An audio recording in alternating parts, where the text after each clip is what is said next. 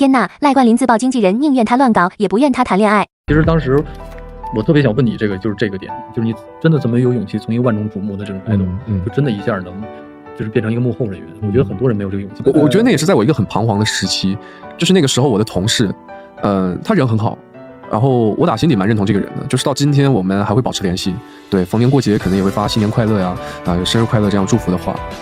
然后我就记得那个时候我们在工作中是很有默契的，但是有一次他突然很认真的就是找到我，然后突然跟我说，他就说我宁愿你出去约炮，我都不愿意你认认真真谈恋爱。我可能现在反过来想，他当时说这话是会觉得，如果我跟女生稳定的去谈恋爱的话，会影响当时的我去接戏和去演戏。毕竟在我过往演的类型里，对，如果我谈恋爱的话，平台和片方就是会把舆论压力都转嫁到他身上嘛。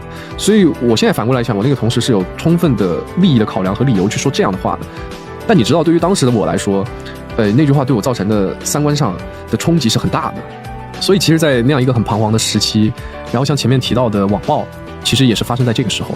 对，我就陷入到一种很虚无的状态，好像那个时候发生在周围的一切都在和我原先的三观做对抗。然后当时我还有非常严重的睡眠障碍，就整个人是非常难受的状态，大概持续了有4个多月。大家好，欢迎来到我的播客《龟山乡》，我是赖冠霖。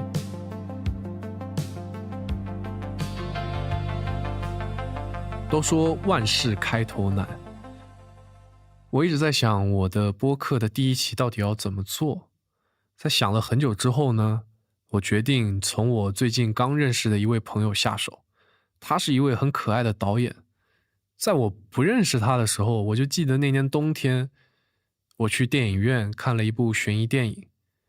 这个电影的剧情跌宕起伏，同时伴随了很多很幽默的笑点，让我整个观影体验非常的好。我记得在结尾处，男主角终于要接近最后的真相的时候，却收回了自己的手，就那一下我就被浪漫到了。一开始我以为我是被满屏的细节和氛围感给浪漫到，最后我发现我是被这个男人给浪漫到了。我回家之后我就搜了一下他，搜了有关他的信息，我看到有人说他和他的朋友们所组成的集体是大部分人都会羡慕的那种友情，是一种很美好的群像，他们快乐，他们中二，他们同甘共苦，而这一切还是从职场上产生的，这就让我更好奇了。你说在职场这样的环境，他们到底是怎么建立他们的友情的？他们是怎么维持他们的友情的？他们到底是怎么这么固若金汤又毫无社会气息的？对了，我看的那部电影叫做《扬名立万》，新认识的这位朋友是刘荀子墨，刘是他的姓，帅是他的命，让我们欢迎导演刘荀子墨。我自己先配一下音啊，稍等。大家好，我是刘荀子墨，你们好。导演好。开始了，来吧，尬聊。好，那我们就直接开始了，就是升拔一下，就相当于是，其实像我刚才前面聊到的嘛，就是其实最早，包括我其实还没有来到万和之前，跟导演也是在一个不认识状态的时候，我就看了《扬名立万》。前面都很好，中间也很好，结尾也很好，最后这个片子不怎么好。没有，结果也应验了，确实是个非常好的电影。对，所以我感觉有很多观众应该也有感受到这个满屏的爱意，虽然它是一个很客制化的表达，但我觉得就是那种很充盈的爱是扑面而来的。你有很多可能爱别人的时刻，或者被爱的时刻。还好吧，我对他们没有什么爱。你对于你创作的角色没有什么爱？没有。对于创作角色当然爱。我以为你刚才说的是类似于像张文玉、白客、柯达之流，那个是没有爱的。那个是没有爱。没有。不，我的意思是因为你需要去创作这么有爱的一个情节的时候。就是那你从哪儿吸取这种爱的能量，然后再反馈给观众，通过拍我觉得像这种东西的话，比如我要创作这些人物的话，我觉得首先就真的要爱上他们。对，无论是正面角色或者所谓的反面角色或者怎么样，都要是爱上他们，你才会写出更生动的人物。他们选择的那种动作或者那种动机什么的，我感觉才更加的合理。就像我之前看电影什么的，我就特别喜欢 happy ending，我喜欢这个比较好的结局，是这种。一些特别悲情的结局，我就会看到心里会很难受。会很难受。对，当然这是一个个人选择，就是比如说你甭管是作为创作者或者作为观众的话，都可以选择。这个东西就是你最后选择的结局是让人有希望的，还是没希望的，都是可以的。是的，根据你表达的东西的不同，有可能做出不一样的判断吧。但我更多的是希望给人一个充满希望的结局。像子墨导演你的很多片子里边，群像时刻是非常治愈人心的。然后我会把那种群像再更概括一点，我觉得是友情。对，那你觉得友情对于你来说是很重要的吗？当然是很重要的。我觉得很重要，因为我本身朋友不多。你朋友不多？我朋友就不多。对，确实不多，因为有可能我是一个比较就是内敛一点的，就是也没法主动去交朋友。就比如说在我们拍摄网剧《包老板》期间嘛，就跟本鱼哥、柯达，跟白客、跟小爱他们之间的这种，那时候拍摄感觉是一个，因为很苦嘛，那时候对，确实很苦，创作环境好像不是那么。你别看他们现在是大明星，那个都是这么走过来的。对，都是确实很苦，每天差不多你像5、6点钟起床，是对，完了有的时候一边拍摄一边写剧本，完一边做后期什么这种，我觉得不是这种信念感跟这种友情的这种羁绊这种东西，我觉得完不成。我就说，如果不是他们支持我的话，我觉得也完不成这个事情。是吗？对，那个时候没有人有怨言，就觉得哎呀，大家一起就觉得好开心，就是很开心，就是累啊、苦啊也会抱怨，但就觉得很开心。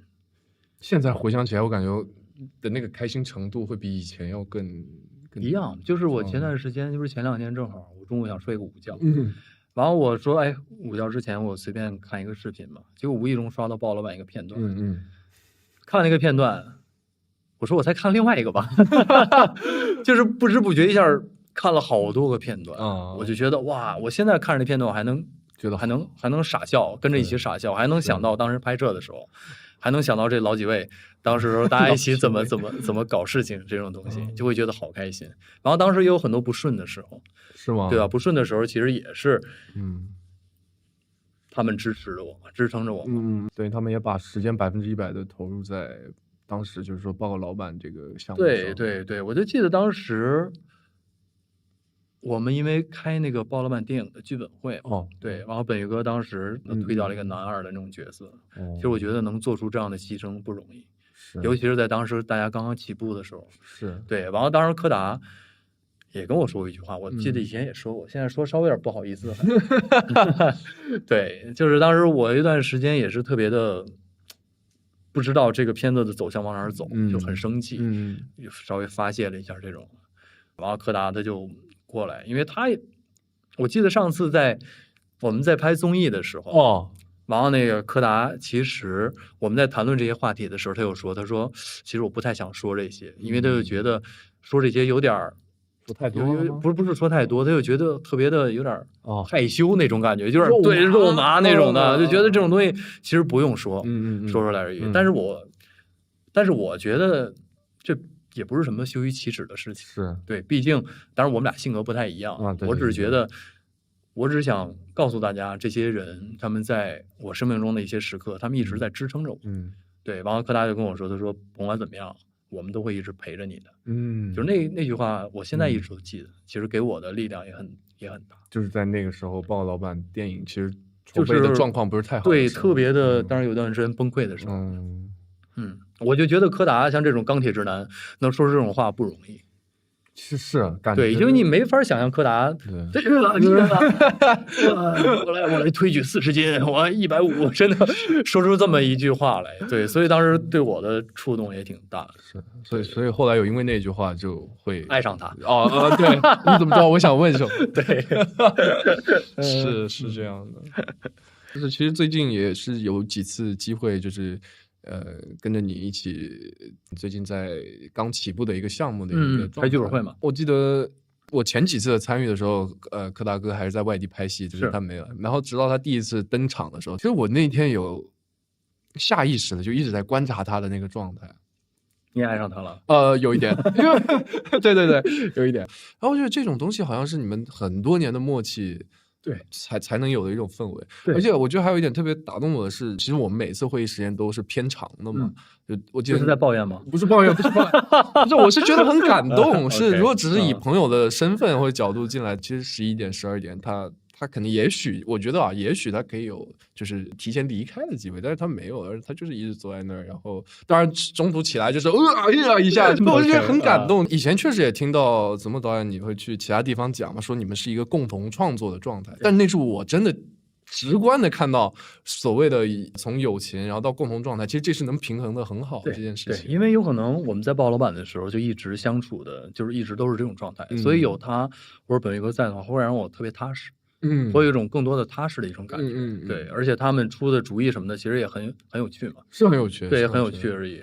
我觉得我们之间不存在那种要讲分寸的那种，不，第一是分寸，第二是那种攀比或者是保留的这种感觉。就比如说柯达的后边，他如果想自己来做导演，去做一部片子或者怎么，我也会。他如果需要我，我一定会全力以赴去帮助他。你也会从下午1点做到晚上，我都太是了，真的。我觉得我当时会找一个按脚的，因为有的时候我其实是会蛮担心跟朋友聊创作，或者是甚至你没有经历过这种时刻吗？可能要到最近1-2年才有，就是再往前，我最早开始拍短片的时候，真的是没有办法想象说跟朋友去，是因为朋友不是这个行当呢？还是不是有啊，也有会有分歧。还是会，可那个时候就是心里边会有一点点害怕，万一出现分歧的时候，或者是大家说话其实都比较直、比较快的时候，以前会比较担心这个。明白。但我觉得现在看到你们这样，我反而觉得，因为我们都是从这个全都过来了。就比如说，在鲍老板的时候，因为时间太久了啊，时间太久以后。比如当时有的时候，我跟柯达，比如我们想到了我们俩觉得有趣的东西，美国啪一盆冷水泼上来，就觉得啊你这个就还好吧，就怎么着那种。你当时那第一下的感觉确实是不爽。是真的是不爽。以前也有这样的，一定会不爽，就觉得这明明很好，为什么？但是我觉得这就是一个情绪，对吧？你先让美国说，那他的道理是什么？然后从他的角度，那有可能就是一个不同的角度而已。完后面慢慢的就知道了啊。就原来就是他是从这个角度去看问题，那我们就从他的角度去看，能不能真的是这样的？有的时候那就是看你自己的判断力，对吧？有的时候会觉得说的确实是比较对的，是没问题的。我觉得就考虑有点欠缺，或者我们俩嗨上头了这种。对，但有的时候你会觉得其实还好，就还好。我就觉得他有可能这个担心并不是一个担心，我也会直白的告诉他，其实没事儿，其实没事儿，我就告诉他我的理由，然后本哥说那。我就明白你的想法是什么样子的啊，毕竟你也是导演，就算了吧。所以你是会在经营友情上主动花时间的那种人？事儿来了我会主动花时间，没事儿的话没事儿别找别聊，也别见面，就这。对，因为我觉得跟他们也不是那种，就比如说见了面，就有段时间我会有点担忧，就比如我们好长时间不见了，会不会见面以后就会变得尴尬了，就没什么可聊的了。你以前有这样的担忧？我有担忧，我有这种担忧，但后来我发现没有，就你见面了以后，你什么话都可以说，还是很开心。是。就是比如说像他们现在变成大明星，那我比如来了以后，他们要对我不好，我就上网骂他们呗。对，都想到这儿了，对啊，你都往后想到这儿了，装水军骂他们，真的自己上小号。那我说赵本鱼真他妈不好相处，这个人，真的。我说白客，哎呦变了哟，真的现在快变成黑客了，白客变黑客。对，没有，其实大家都还特别的好，就是我是觉得有可能就是我们这种同甘共苦以后吧，就是这种东西是不一样的。确实，从一个创作环境比较简陋的情况下，然后到扬名立万，其实也是一起创作的嘛。对。但是我那天突然发现就我们拍综艺的时候，我发现怎么了？不一样，真的，就是我发现我们这种特别紧密的伙伴关系，其实在生活上有点问题，是有问题的，这绝对有问题。就是一开始我发现了，我们就因为创作联系在一起，很多大家都是奔着一个目标去走的嘛，大家都为了片子好，所以什么，就是很多东西都就可以就忽略掉了。但是你在生活中，就是我们当时拍那个综艺，它当时没有这个目标的时候，就是让我们散漫的去生活的时候。不一样，生活习惯完全不一样，完全不一样。所以那个时候就会不能说有芥蒂，只能说是互相要适应彼此挺长一段时间。有可能当时我们在那儿差不多11天12天吧，就15天以内吧。我有可能是最后3、4天才习惯，才开始慢慢习惯了。哦，那你们之前没有一起，比方出去旅游过啊，或者是完全没有，完全没有。哦，所以你看我觉得通过这个点，我就找到为什么我对于我可能跟我朋友，你老跟男生出去旅游是吧？我们还会有借宿的习惯。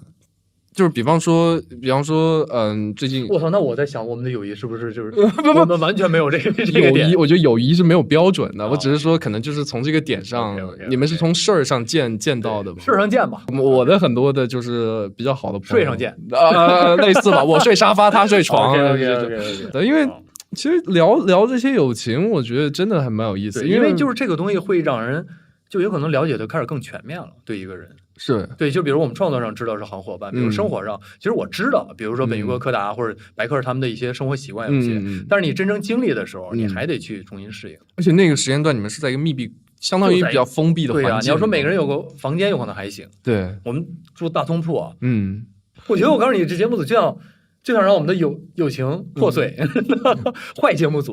应该换对，我们是好人，坏节目组。通铺确实是对吧？有点过分了，确实有点过分了。没事，下一次还会有综艺吗？看情况再说吧。我觉得我们适合那种给我们一个明确目标的那种，因为我们生活都有点散漫，集体闯关。对，就是集体的那种。我觉得那时候大家其实凝聚力会特别强。农耕换一点物资什么，就类似于这种，或者给一个特别明确目标，这次你们要完成一个什么东西，大家就那时候奇思妙想，大家的凝聚力是不一样的。或者把你们扔到一个空地，本来没有房子，就是要盖房子。这个也不那也不行，那是要死人的。对，就比如说你像我们这种比较散漫的过，就是差不多有一搭无一搭的。其实每个人的，我感觉其实自我意识蛮强的，都是。其实每个人主体性肯定也都对比较强一点。就是我后来也有刷到，就说你看你认不认同？那就说万合天宜怎么不算是一部成长性的群像呢？喜欢这种穷过的群像，点。我觉得这个说的还蛮有道理的，是蛮有道理的，确实蛮有道理。有可能现在很多观众也是看着我们一点一点成长起来，对吧？有可能是我们的妈妈粉。要这么聊，对吧？下边听众，下边全是弹幕什么，谁有这么大儿子？谁是你妈？你这多大岁数？你要不要脸？真的。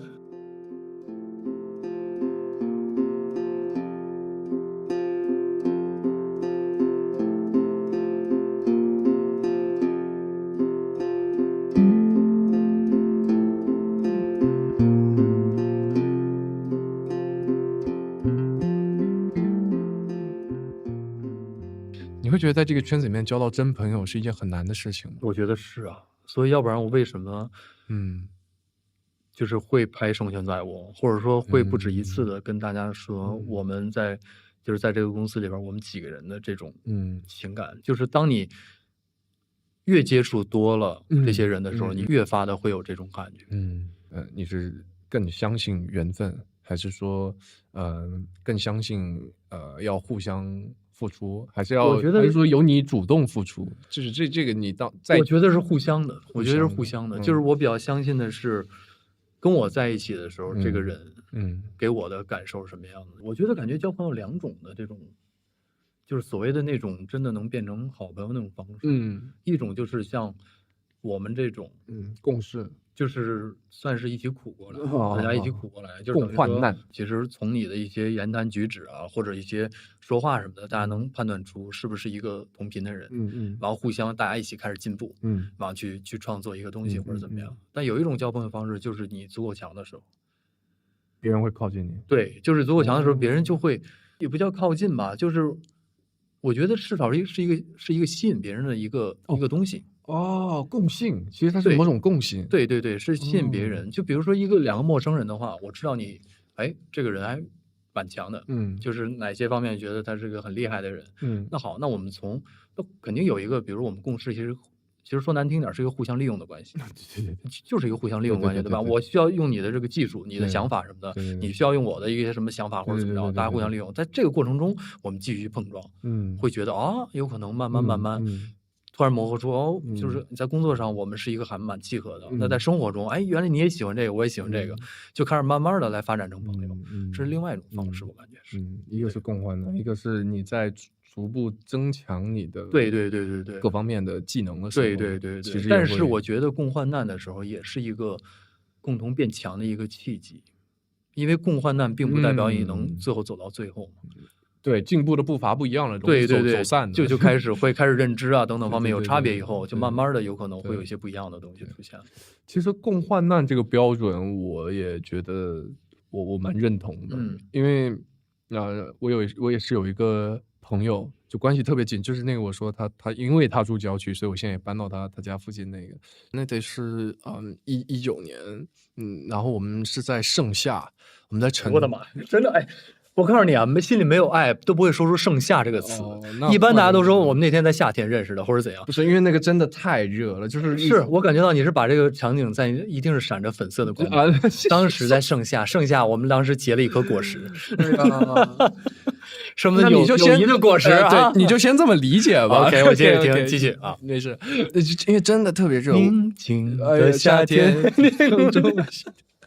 OK， 继续，我开一下啊，没事，因为然后那个时候真的也是很热的一个环境下，然后我们还演2个体育生，所有项目因为那时候是一个偏小成本制作，就没有替身这一说法，等于是你就是比方说我们要拍那个2个人跑1500米，然后我们真的就跑一天，这肯定就是超过1500米嘛，然后比方说第一条导演就下一个拳，就说你就跑吧。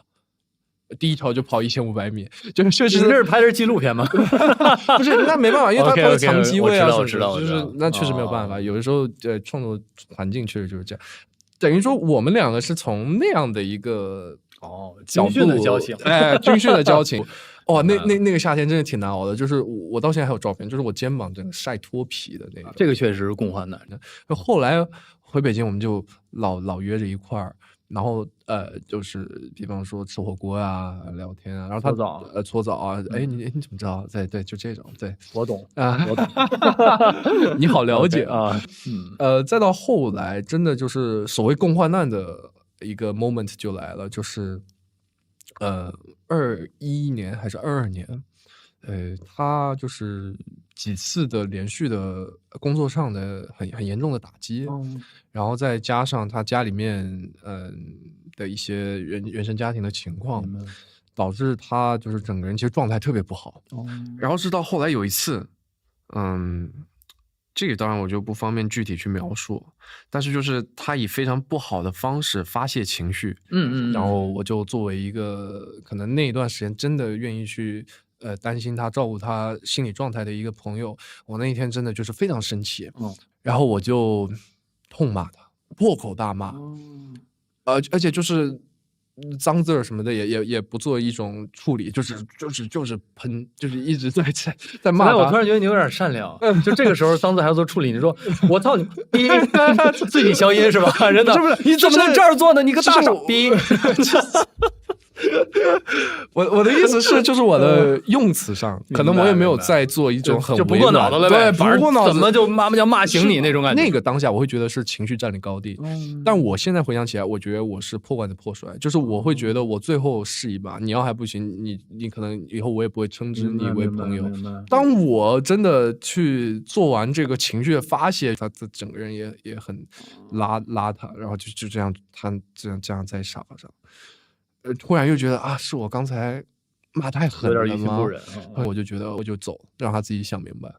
他送我到门口，然后就跟我说一句，他说我在这样麻痹自己的过程当中，我也知道我会拿体验生活，拿各种幌子来骗任何人，来骗自己。但是在那些个时刻，他就是依稀感觉到有一个人最后会跳出来，把他从这里面拉出来。然后但是他跟我讲。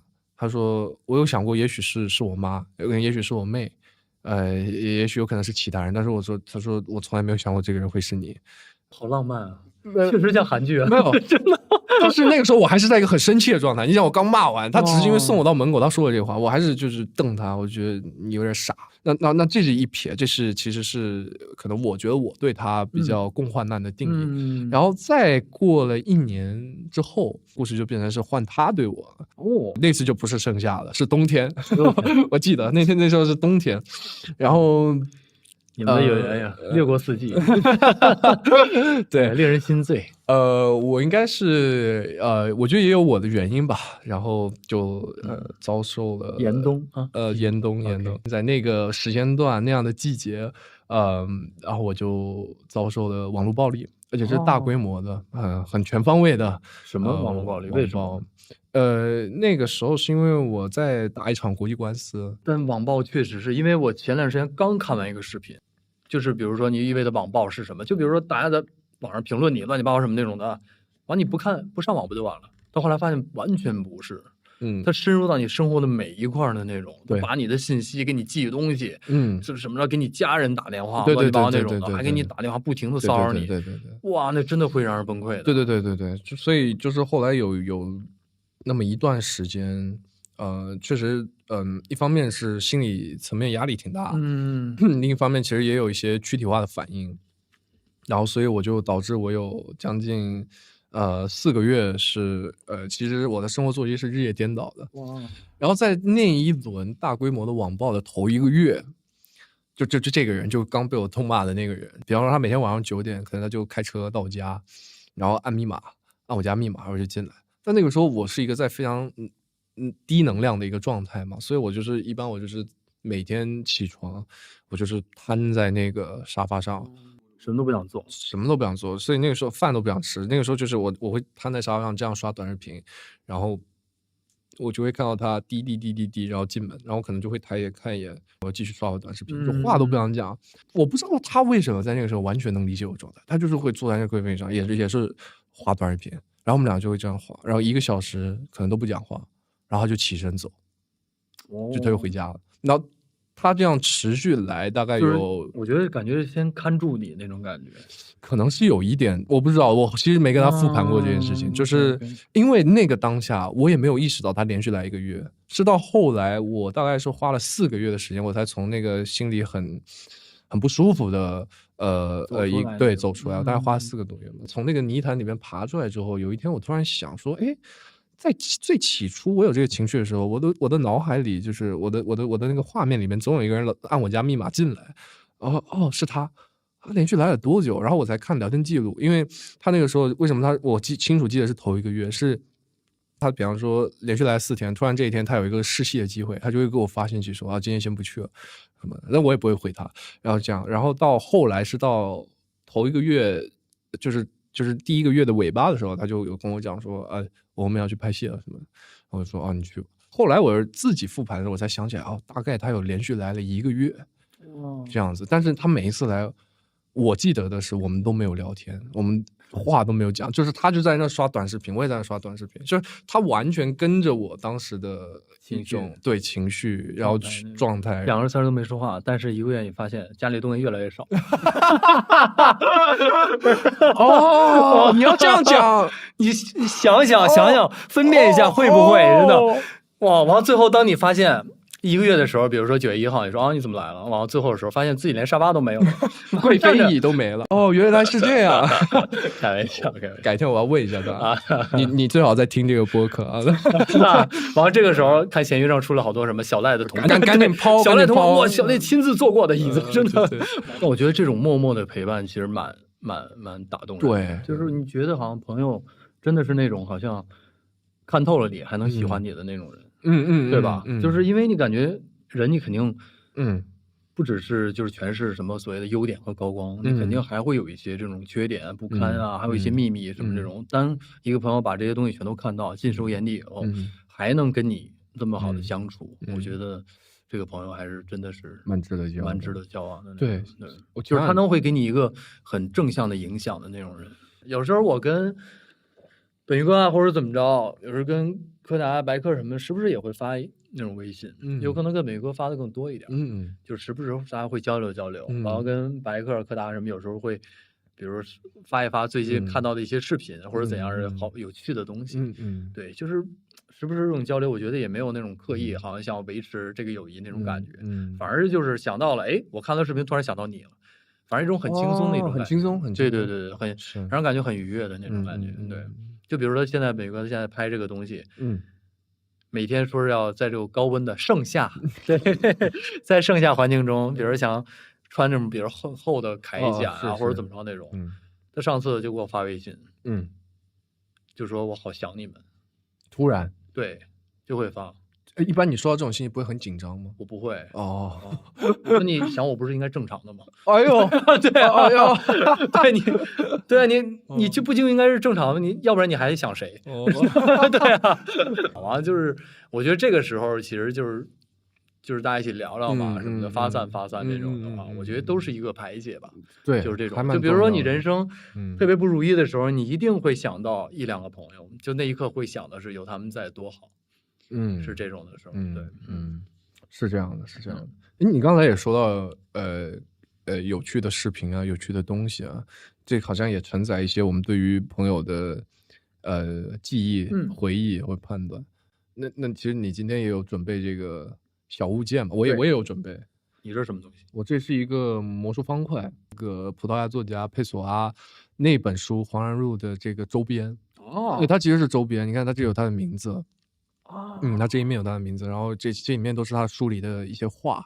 我们就只聊这个小物件的话，它是有一个故事的，就是呢，我呢其实是一个特别讨厌过生日的人，因为我的逻辑是，生日其实跟我真的没有关系，我也甚至没有选择是我那天要来，是我妈妈很痛很辛苦，然后把我生下来之后，她那么痛那样子，然后怀胎10个月，就是在那一天他好不容易这样子，所以我觉得生日对于我的概念，我一直不能理解是我们自主的去庆祝，我只能理解说，如果我们非要庆祝，我们带着妈妈一起庆祝这种，对，所以我特别讨厌。但我跟无数个朋友，无数个可能同事，甚至好朋友，就是我都跟他们讲过，我特别讨厌过生日，但是这个朋友是最遵循这个，就是他从来不会在我生日那天给我发任何讯息，然后呢，但是他在前置的之前，他有问我说，那如果我就是觉得我想跟你的这段友情还是有点仪式感，我该在哪个日子给你庆祝？就是说，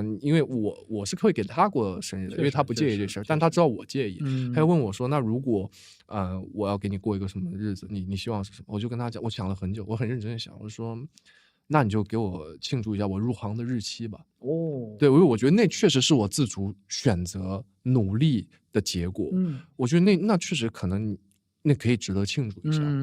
8月7号，8月7号，我觉得就是说我通过选择要入这个行，也在那一天得到了某种算是肯定吧。所以8月7号我得以出来面向大家，我觉得那你就给我过这一天吧。所以说这一个魔术方块就是他在8月7号的时候送我的，然后那一年的9月23号他也没有给我发任何信息，我就觉得他是我身边最遵循我这个很奇怪的规矩的朋友，然后这一点其实就蛮戳我的。当然这个物件本身我也很喜欢，我也一直带着，但是同一时间他的这个举动就是也我觉得蛮尊重你的，对，非常尊重，对，很尊重你的想法，对，我觉得蛮好的，而且上面我看有很多字，对，会有不同的组合方式吗？还是怎么样？没有，那应该不是，但就是你如果拼成了6面，它就是会变成一段还蛮深刻的话吧。比方说，我最喜欢就是这一面，就是我流浪的灵魂本身就是一首旅行之歌。哎呦我天，就我很喜欢这一句话，我觉得这句话写的特别好，蛮动人的。你这个是什么呀？我这是一个香槟的塞子，就是当时生前在握的时候，我记得当时白胜他们成立泡沫工厂的时候开了一瓶香槟，我记得本来有一情节设置是当时的第一次成立泡沫工厂的时候，那个塞子砰一声，大家都在找这个塞子去哪儿了，都不知道在哪儿了。完后边其实有一个情节设置是白胜他是自己留在了奥转斯，留在他现在这个公司里边，在大厂，他发现泡沫工厂里边物是人非，然后每个人大家都是很麻木在那儿工作什么的，公司里边有一个设备的检修，突然在通风口那儿把一个塞子崩了出来，有可能当时他们的塞子崩在卡在那儿，塞子声音很小，但是他在看来是醍醐灌顶的那种警钟的声音，对，咚的一声，他看到了这个塞子，突然想到了当时泡泡工厂里边跟大家很开心的那些岁月，就是这些。然后我当时就把这个塞子留下来。拍完那场戏你就对，我就把这个塞子留下来了。我觉得有可能就像我们当时在一起吧，就是永远是记着当时那些很快乐的很多的时光那种。然后他会让你挺过，对，会挺过很多的那种，就像超哥那样暗淡的时刻。对，那种时刻，就是尤其那种时刻的时候，你看到这种东西，会觉得身边其实还有很多的人在支撑着自己。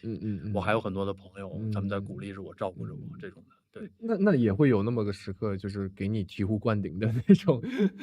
对，就是有的时候，比如说它也会变成一个标准。我觉得有可能会，就是比如说现在你现在不是这个赚钱嘛，咱们就拍这个吧，就拍这种题材吧。自己其实心里还不是说一定会的，因为这个东西诱惑太大了，一定会诱惑很大的。就是你如果拍这个题材吧，你不是想搞大家想看到什么东西吗？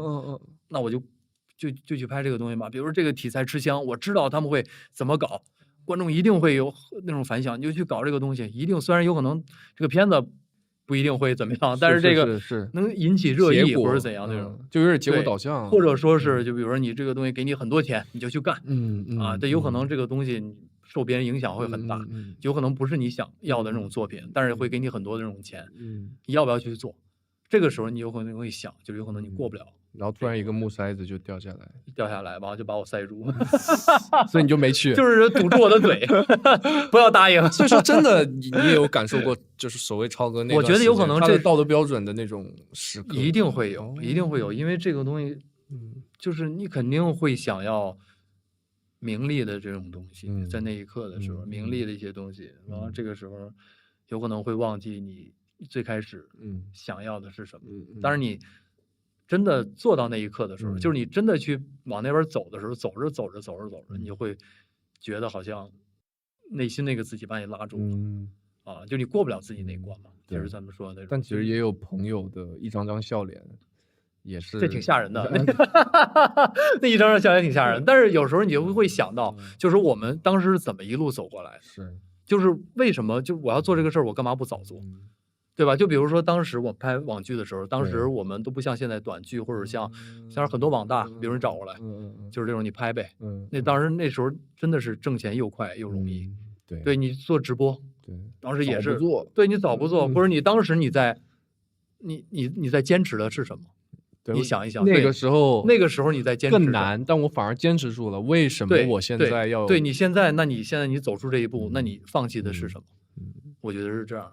我感觉刚才那个网友说很喜欢你们一起穷过那个氛围，那个网友如果听到你这段话，他会蛮有感触的，是吧？就是说，你就这么穷着吧，你就这样了，真的没有。我觉得他会对你这番思考，我觉得他的喜欢，就是他对于你们喜欢是很有价值。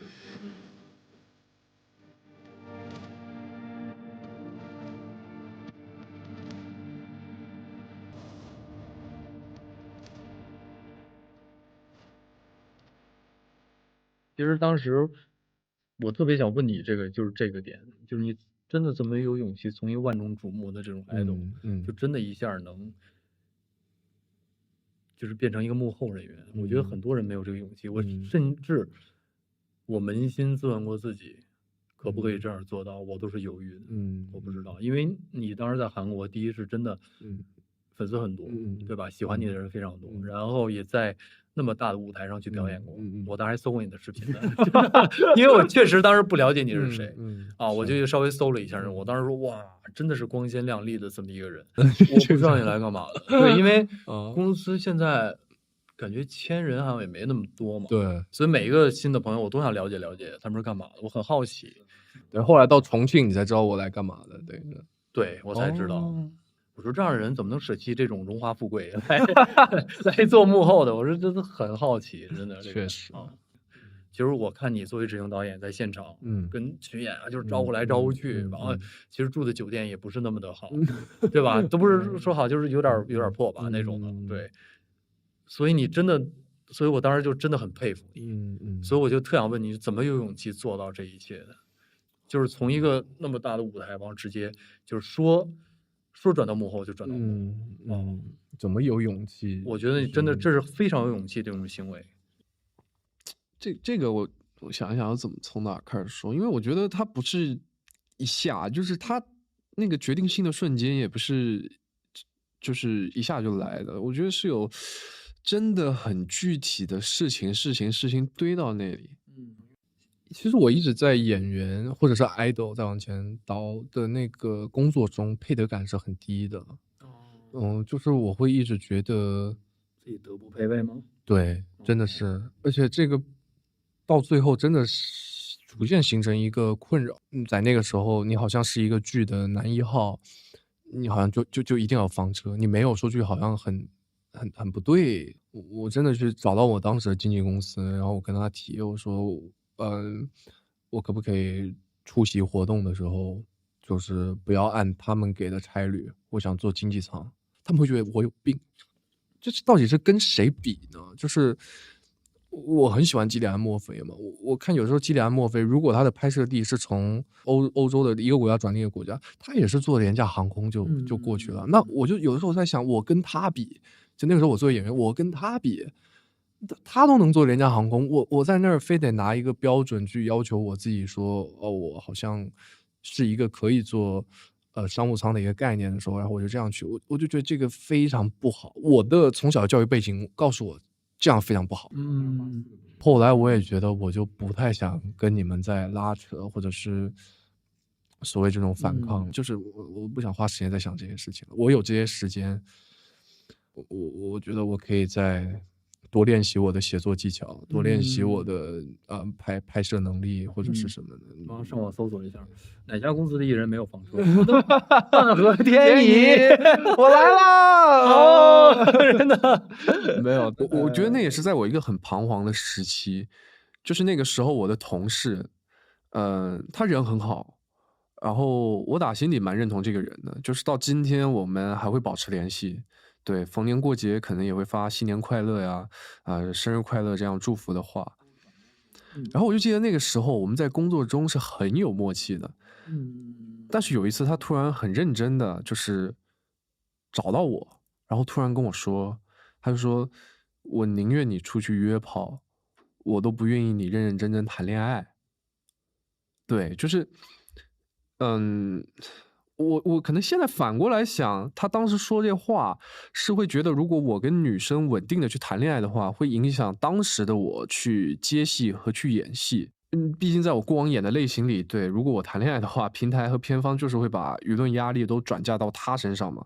所以我现在反过来想，我那个同事是有充分的利益的考量和理由去说这样的话的。但你知道，对于当时的我来说，那句话对我造成的三观上的冲击是很大的。所以其实在那样一个很彷徨的时期，然后像前面提到的网暴，其实也是发生在这个时候。对，我就陷入到一种很虚无的状态，好像那个时候发生在周围的一切都在和我原先的三观做对抗。然后当时我还有非常严重的睡眠障碍，就整个人是非常难受的状态，大概持续了有4个多月，直到有一次我有机会去四川大凉山拍一个片子，然后我要拍的那个片子是讲关于留守儿童的故事嘛。我记得我们为了让小孩就是演起戏来稍微自然一些，我们就除了做剧组的前期筹备以外，我们还花大量的时间去陪孩子们，陪他们上课，陪他们放学了之后打篮球，然后打完篮球就陪他们走路回家。就大概这个整个剧组的前期筹备持续了有将近小1个月。就真的很神奇，我的睡眠在那1个月的时间里就是变好了。对，而且那段经历真的带给了我很多，除了让我睡眠变好以外，就是我也不禁去想，演戏真的是我能做好的事情吗？是因为我记得我们要拍有一场戏，需要女主角就是哭。具体是为什么要哭，是因为剧本有提示说，女主的妈妈从外地给他们打电话，然后说自己今年过年回不来，然后要女主就是带着弟弟妹妹们留守在凉山，然后是这么一个剧情，所以对于女主来说打击很大。要拍那场戏的下午，我就看女主一直抱着手机，然后手机里是一个成熟妇女的照片，他就一直看着那张照片。我当时因为还要拍其他戏嘛，我就想那就先让他看嘛，到时候我再来给他讲戏。然后就到晚上了因为那是一场夜戏，我们开始架灯，我看到他还抱着手机还看着那张照片，我就预设我说这个人应该就是他妈妈，那我就算了，我不给他讲戏了，直接来一条吧。然后就3、2、1开始，就那一条，他完全演出了剧本提示的情绪，以及我画面上想要呈现的那种感觉，就那一条。当时我就看他演完之后，我在监视器前面呆坐了很久。然后等我心情平复之后，我才走到现场。我问他，我说：“你看的这张照片里的人是你妈妈吗？”他告诉我说：“不是，这个人是他小学5年级的班主任。他觉得这个老师人很好，然后教给他的东西，他觉得他也能吸收的很好。但是到他上6年级的第一天开学，他才发现这个老师去其他地方任教了。然后他就看着我说，他很想念这位老师。”你知道吗？人是要有自知之明的。他12岁，小学6年级，他已经能做到这样了。我就问我自己，演戏真的是我能做好的事情吗？我觉得还真的不是。对，所以后来我就慢慢去想，一部分是配得感的问题，然后一部分还有发现自己有上限吧。同一时间，另一方面是我开始做一些表达嘛，我拍一些片子，然后我会觉得其实演员和艺人的身份，在我拍片子的结果上是有很大的帮助的，确实。可是在我拍片子的过程，它其实会造成一些不必要的影响。对，其实就像我们那次去重庆拍，我只是一个执行导演，但是很多时候会被误解成另外一个意思，好像这个项目跟你是挂钩的，好像什么样，或者是这个甚至也发生在更早之前。因为我作为导演去拍短片的时候，你肯定也会涉及到一些场景是随机的，然后群演也是随机的，但是就会造成一些很不必要的麻烦、骚动什么的。这种其实在那些个当下，我会有蛮强烈的负能量的。对，那就让我慢慢的把我推到了一个我好像似乎必须做出一个很决定性的举动吧，对，改变，对，我好像就到了一个那样的节点了。然后我真的就是很静下心来的去想，就是到底你要做什么？你希望未来你的孩子怎么去理解你？你要怎么去跟他讲他们的父亲是做什么的？就是都推到那个程度了，然后我在想我到底要做一个什么样的决定？然后决定性的瞬间就是在有一次我跟我妈，就是很正常的一顿晚饭，吃完之后我就跟她聊，我说现在如果我要做一个这样的决定，我说我就是要转幕后，我就是学导演做导演，可能有一天幸运的话能拍一个自己的片子。我说那如果是这样的话，问题就是物质层面的保障肯定是丧失的，然后一切从零开始，你能不能接受？我说有可能连你都要吃苦。我说我倒无所谓，因为我也觉得我还年轻很嫩，很多东西就是要从头来。我说你 OK 吗？然后我妈就说 OK 啊，你就去做。对，然后那一下我就觉得那对，然后我也就想得挺明白了，我就觉得那边一方面我有不做的理由了，同一时间这边我有一个一定要做的理由了。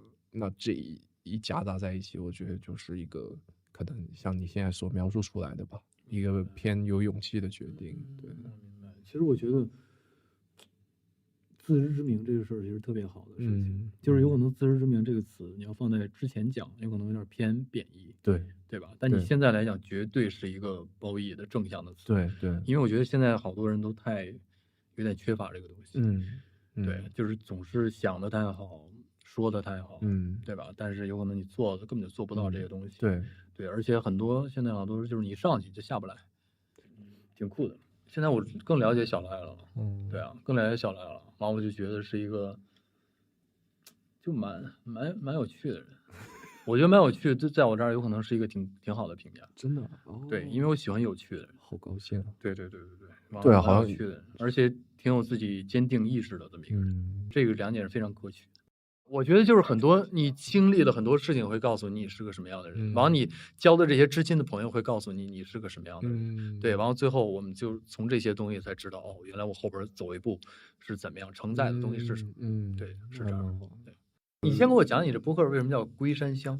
这个是因为这个名字，我说实话我很不喜欢，不是不喜欢，就是很纳闷，就是我完全没想到是这么一个名字。有可能，对，确实没讲，我不太了解。龟山乡是这样的，就是很多时候，很多人问我说你是哪里的？是，我说我是台湾的，然后说，哎，那你是台北的吗？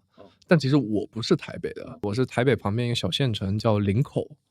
对，我是一个林口孩子，但是呢，以前我的记忆里边，林口和龟山其实是一个地方。你要去龟山呢，你是要过一个桥的。龟山那边呢，就是到今天它的基础建设并不是太好，就是一切的一切，其实早在10年前我还在老家的时候，就是虽然我住林口，但是我做任何的事情，我必须过桥到龟山那边。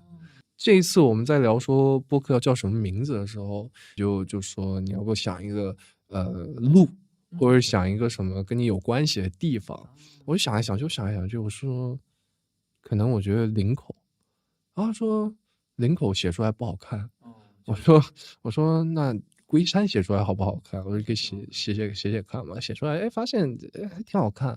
然后就从这个延展，也就延展出了为什么我要做播客，是因为小的时候其实龟山就是有很多很多的芦苇地，他说是芦苇地，但其实它是杂草丛生的那种杂草地，就是有很多，然后会从那个地里边就是窜出来野狗，那流浪狗这种，然后大的我们就叫大白，小的就叫小白，大的就叫大黄，小的就叫小黄。这样小的时候就老去观察这些，但是那个时候你是完全不知道为什么自己要看这些观察这些，然后你就游走在这些个芦苇地中间，然后你就游走在去学校的路上或什么，你感觉你在游荡。其实那个时候你非常不清楚你的目的地和你要去往哪里。